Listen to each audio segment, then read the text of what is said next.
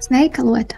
Kad esi darbiniekam izveidojusi un apstiprinājusi visas prombūtnes, piemaksas, atvilkumus un laika tabulas, un vēlies izveidot algu aprēķinu, tad dodies uz modulis algas, apkalpošana, veidot algu aprēķinus. Norādi periodu, par kuru vēlies izveidot algu aprēķinus, un izpildi apkalpošanu ar ķeksīti.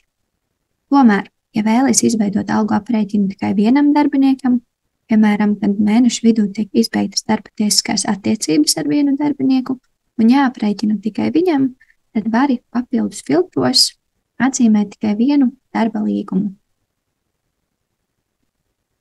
Vai vari pat aprēķināt tikai vienam departamentam, ja tos izmanto. Pēc apkalpošanas izpildīšanas tika parādīts, cik algu aprēķini ir izveidoti, bet visi algu aprēķini atrodas modulī algas, algu aprēķini. Ja atvērsim tikko izveidoto algu aprēķinu Annai un dosimies uz summu sadaļu, tad šeit var redzēt pārskatu par algas aprēķinu, viņas nostrādātās dienas, stundas, algu, nodokļus un citas algas aprēķinu summas. Šādi mēs varam apskatīties vienu algas aprēķinu. Tomēr, ja vēlaties redzēt visus, tad dodies uz atskaitēm, algu aprēķinu izmaksu saraksts, norādi sākuma datumu, beigu datumu un izvēlies definīciju pilnais. Pēc tam atzīmē ķeksīti.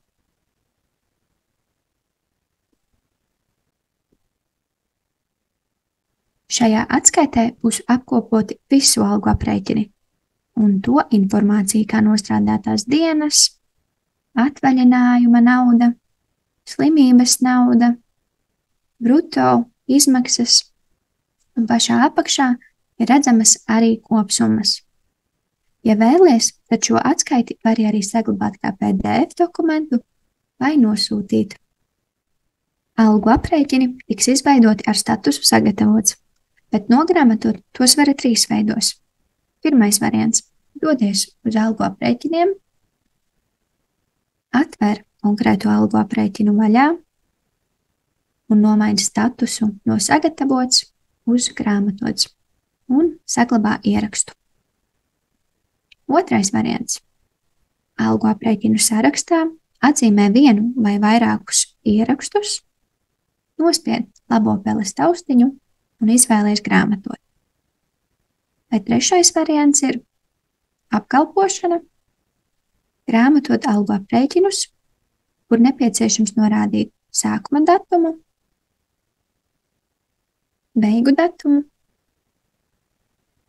algu aprēķinu numurus, kurus var izvēlēties no sarakstā, ja vēlies iegrāmatot tikai dažus konkrētus algu aprēķinus,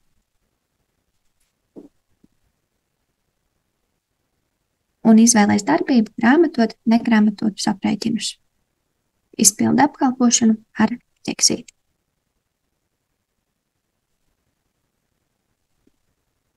Tagad algu aprēķinu sarakstā var redzēt, ka abi algu aprēķini ir iegrāmatoti.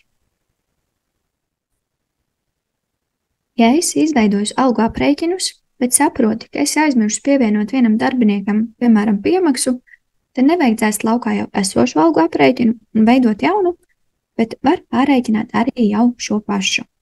Tikai ņem vērā, ja esi jau paspējusi iegrāmatot to, tad nepieciešams atgrāmatot. To var izdarīt 2 veidos.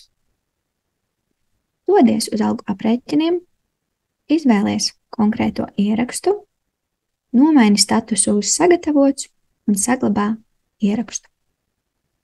Vai arī dodies uz apkalpošanu, grāmatot algu aprēķinus, norādi sākuma datumu, beigu datumu, izvēlies aprēķinu un darbību atgrāmatot grāmatotus aprēķinus un izpildi apkalpošanu atzīmējot ķeksīti.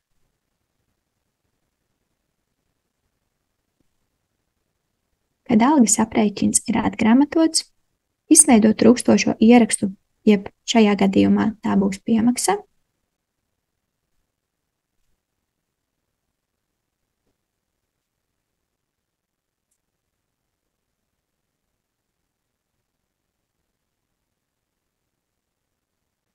Pēc tam dodies uz apkalpošanu, veidot algu aprēķinus, norādi sākuma datumu, beigu datumu, un tā kā šoreiz nepieciešams pārrēķināt tikai vienam darbiniekam algu, tad norādi arī līgumu.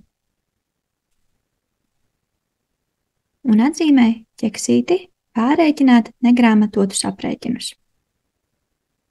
Izpildi apkalpošanu. Un tagad, atverot algu aprēķinu, mums parādās jau pievienotā piemaksa. Šādi var pārrēķināt algu, ja esi aizmirsus arī izveidot, piemēram, atvilkumu, prombūtni vai neesi norādījusi visas nostrādātās stundas laika tabulā.